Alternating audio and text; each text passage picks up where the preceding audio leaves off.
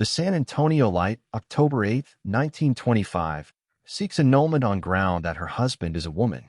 New York, October 8, seeking to annul her marriage on the grounds of fraud, Mrs. Lillian S. Rollins has filed papers in the Supreme Court, charging that her husband, known as Robert E. Rollins, is a woman. They were married in St. Paul on May 9, 1923. In her affidavit, Mrs. Rollins declared the defendant was at all times of the female sex and not male, as defendant fraudulently represented itself to be.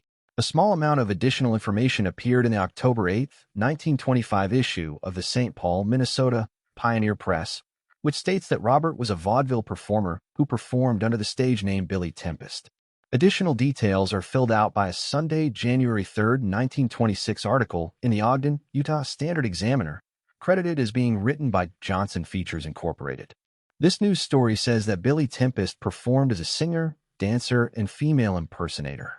Female impersonators were somewhat popular on the vaudeville circuit at the time, as exemplified by Julian Eltinge, who made a living performing as a woman and even performed before England's King Edward VII.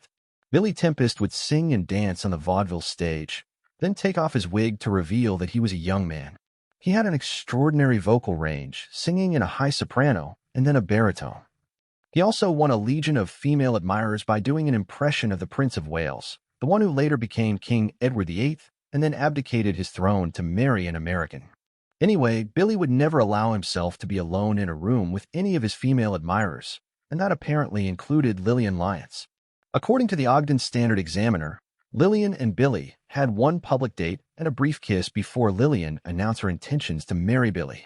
Billy is said to have feared that if he rejected Lillian, she might find out and expose Billy's secret, thus ruining a lucrative stage career. So they married, with Billy fully expecting the marriage to be annulled, since same-sex marriages weren't legal anywhere in the 1920s. The couple never lived together. The story of Billy Tempest bears some similarity to the story of the stage magician Chung Ling Soo, a popular act in Europe in the early 20th century. When a bullet catch trick went wrong on stage in 1918, the performer, who allegedly spoke only Chinese and communicated to the press through an interpreter, was revealed to be a Caucasian New Yorker named William Ellsworth Robinson. Sadly, Robinson was fatally shot during that mishap. Don't forget to like, sub, and visit aeess.com, sign up for our newsletter, and receive one free MP3 audiobook download.